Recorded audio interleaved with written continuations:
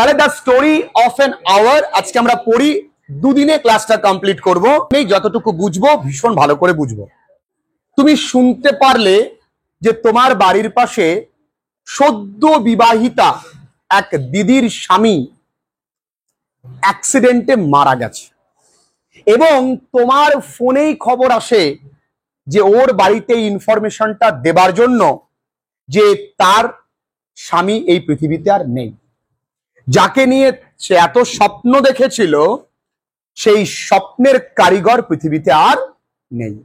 তুমি কি করে এই নিউজটা ডেলিভার করবে? এটা কি খুব সহজ কাজ? কারণ তুমি ভয় পাচ্ছ নিউজ ডেলিভার করতে নয়, তুমি ভয় পাচ্ছ এই রিয়াকশনটা নিতে, তাই না? নিউজটা দেবার পরে ও কেমন রিয়াক্ট করবে এইটা দেখবার তুমি ভয় পাচ্ছ। এই the story of an hour, এই গল্পটা আরো একটা নাম ছিল, মূল নাম dream of an hour, written by Kate Chopin, যার আসল নাম ক্যাথরিন ও ফ্ল্যাহার্টি। আমরা মনে রাখতে পারি ক্যাথরিন ও ফ্ল্যাহার্টি, ক্যাথরিন ও ফ্ল্যাহার্টি। এটা লেখা হয়েছিল এবং পাবলিশ হয়েছিল 1894 সালে। এই গল্পের মূল থিম হলো ফিমেল আইডেন্টিটি এবং লিবারেশন, মানে নারী পরিচিতি এবং স্বাধীনতা। এবং জানলে অবাক হবে, এই গল্পে তিনি জানবেন তার স্বামী পৃথিবীতে নেই, কিন্তু কিছুক্ষণ পরে এই গল্পের দারুণ টার্ন নেবে। কি সেটা জানার জন্য পড়ি আমরা। Knowing that Mrs.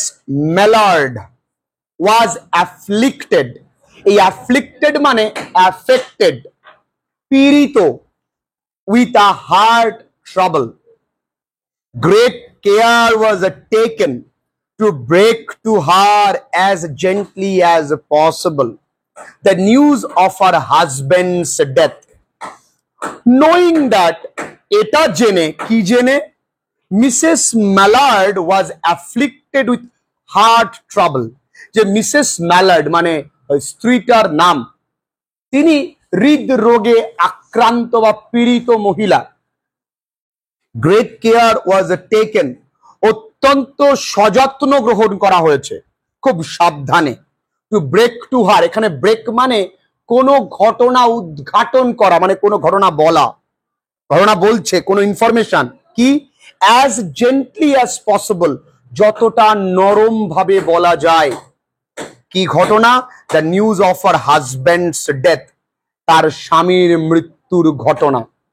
খুব জেন্টলি বলছে, দুম করে গিয়ে শোন তোর বর মরে গেছে, এরকম ভাবে নয়, খুব জেন্টলি শোন। এই দেখবি শুরুতেই বলে, দেখ তো এই জগতে তো সকলে বেঁচে থাকে না, ভাগ্যের পরিহাসকে আমাদের মেনে নিতে হবে, এগুলো বলে বলে আস্তে আস্তে করে ইনফরমেশনটা দেখ। ইট ইজ হার সিস্টার, এই ঘটনাটা কে বলবে, ইনফরমেশনটা নিউজটা কে দেবে? তারই বোন। খুব কষ্টকর কাজ। তার নাম জোসেফিন। কি নাম? হু টোল্ড হার, যাকে, যে তাকে এই ঘটনাটা বলেছিল। ইন ব্রোকেন সেন্টেন্সেস, ভাঙা ভাঙা বাক্যে। কেমন? মানে আসলে জামাইবাবু, মানে বুঝতেই পারছিস। আরে বল না কি হয়েছে জামাইবাবু। এই যে ব্যাপারটা সরাসরিও বলতে পারছে না। ভেইলড হিন্টস, ভেইলড মানে উদ্ঘাটন করা, ভেইল মানে আসলে পর্দা, মানে উদ্ঘাটন করা। হিন্ট দিচ্ছে, ট্রেন অ্যাক্সিডেন্ট, দেহ জানাবো পুরো পুরো একদম মাথা থেকে ওফ, এইভাবে বলা, হিন্ট দিচ্ছে।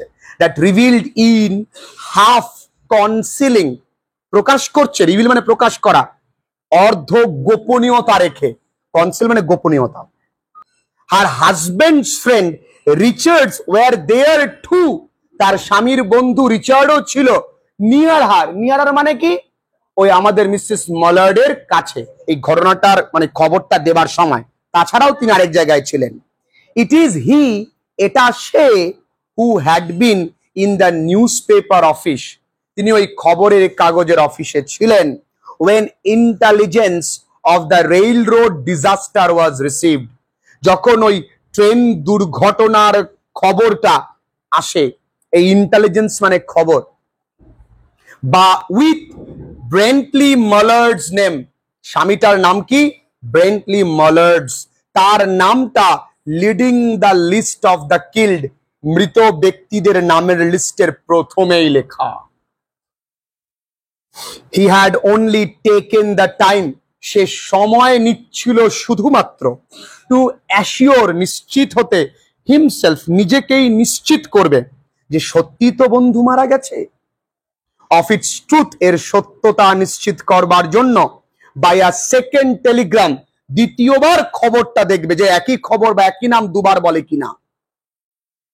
and had hastened, এই hasten মানে তাড়াতাড়ি করা, to forestall, এই forestall মানে আগে থেকে বলা, any less careful, less tender friend in bearing the sad message, তিনি একটু তাড়াহুড়ো করছিলেন, hasten মানে তাড়াহুড়ো করছিলেন, কারণ ভয় পাচ্ছিলেন যদি অন্য কোনো বন্ধু গিয়ে যে একটু কম যত্নবান, কম কোমল মানে কঠোর, যে মারা গেছে মারা গেছে বলে দে, কি আছে বলতে তো হবে, এরকম কিছু বন্ধু থাকে না, আরে বলতে তো হবেই, বলে। তাই জন্য সেটু তাড়াহুড়ো করছিল নিউজ পেপার অফিসে যে তাড়াতাড়ি করে খোঁজটা দিন, কেন? যাতে অন্য কোনো বন্ধু গিয়ে খবরটা না দিয়ে দেয়। ক্লিয়ার হয়েছে এইটুকুনি বাবু? She did not hear the story as many women have heard the same, with a paralyzed inability to accept its significance. She did not hear the story, তিনি এই ঘটনার কথা কিন্তু শুনলেন না এইভাবে, কিভাবে? as many women have heard the same, অধিকাংশ মহিলারা যদি এই ধরনের একই ঘটনা শোনেন, কিভাবে শুনবেন? with a paralyzed inability, মানে হাত পা নিথর হয়ে যাবে না যদি এসে বলা হয় তোমার স্বামী মারা, হ্যাঁ তাই তো, কিন্তু উনি নর্মালি শুনেছেন। টু অ্যাকসেপ্ট ইটস সিগনিফিকেন্স, মানে অনেকে তো মেনে নিতে পারে না, না এ হতে পারে না, বলে তো এটা।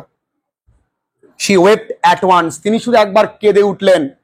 ওরে বোন তুই কি বললি? উইথ সাডেন, হঠাৎ, উইথ অ্যাবান্ডনমেন্ট, হতাশা, অ্যাবান্ডনমেন্ট মানে কি? হতাশা, ইন হার সিস্টার্স আর্ম, বোনকে জড়িয়ে ধরে চিৎকার করে বললেন, ওরে বোন তুই কি শোনালি এটা? when the storm of grief had spent itself, দেখবে কাঁদতে কাঁদতে কত কাঁদবে, এক সময় কান্না কিন্তু থেমে আসে। she went away to her room alone, কান্না থামিয়ে তিনি তার রুমে একাকী চলে গেলেন।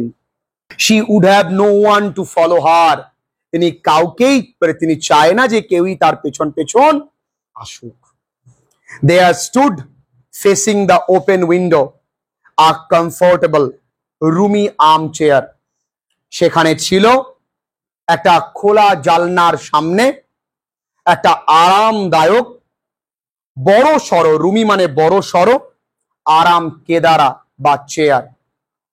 ইনটু দিস শি স্যাঙ্ক, ওর মধ্যে তিনি বসে পড়লেন ধূপ করে। স্যাঙ্ক মানে উঁচু থেকে বসে পড়া, সোফায় যদি আমরা বসে পড়ে একটা ডেবে যাই।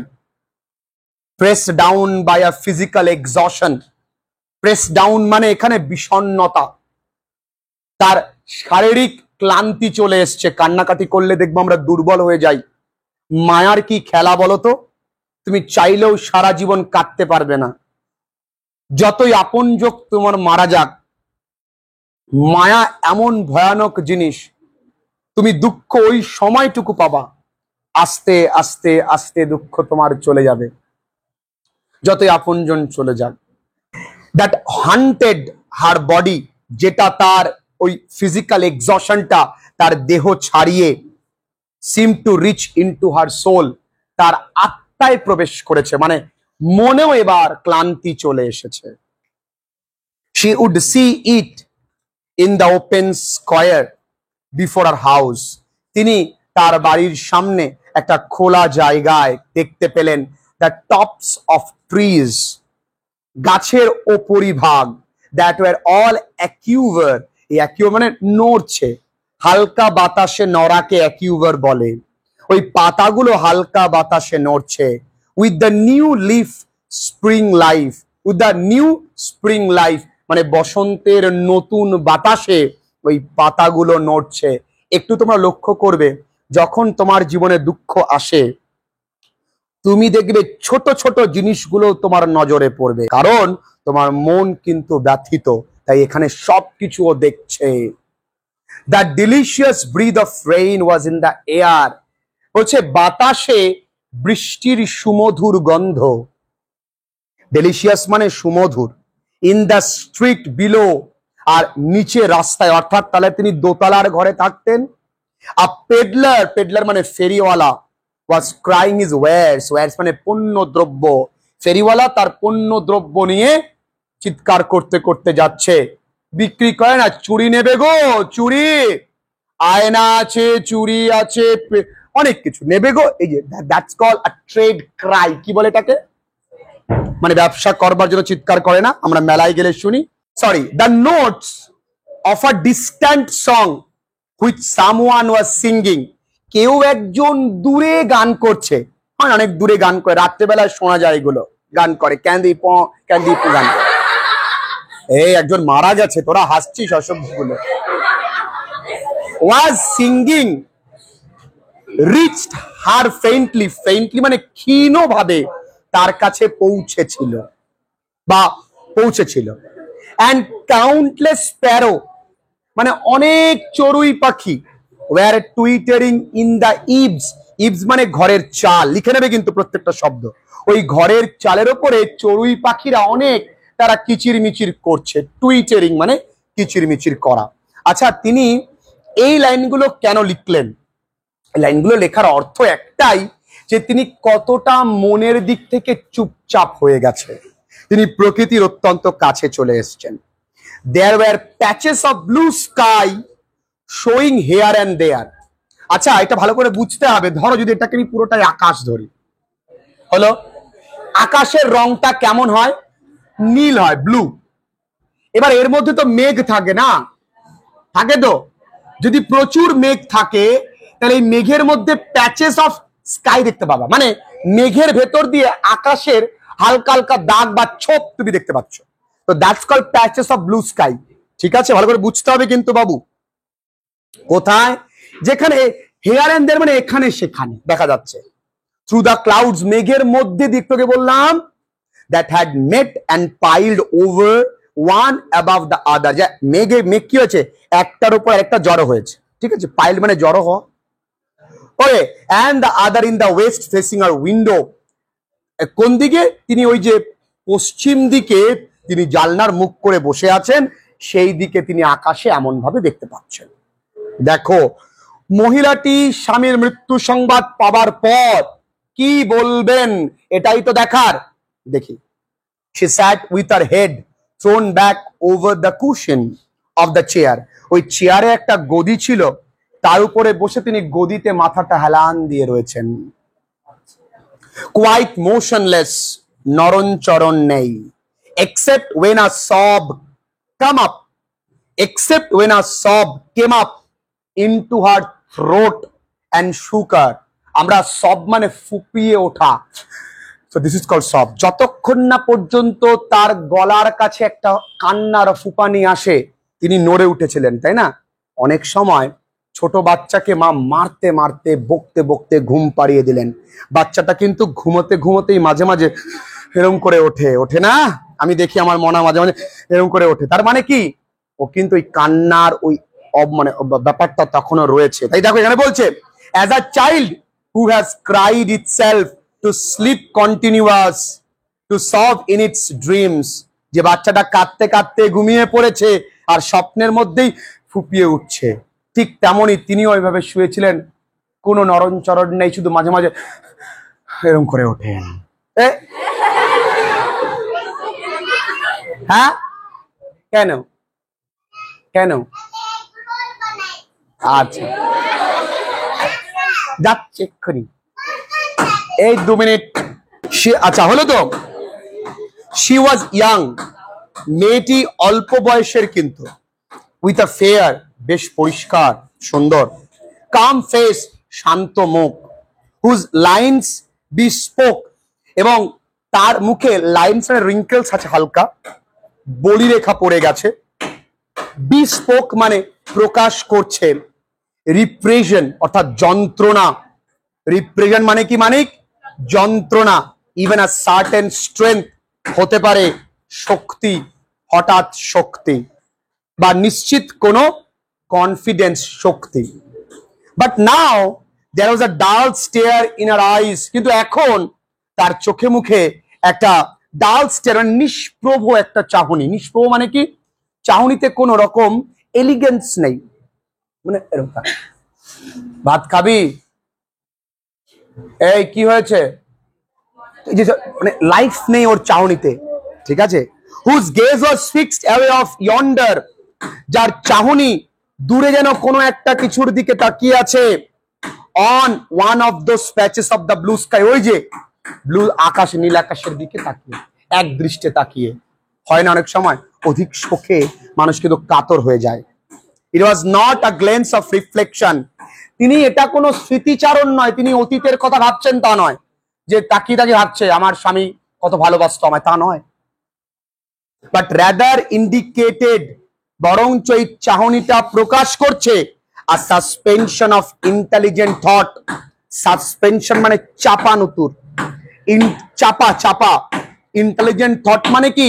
তার মানে বোধ শক্তি। ইন্টেলিজেন্ট থট মানে বোধ শক্তি।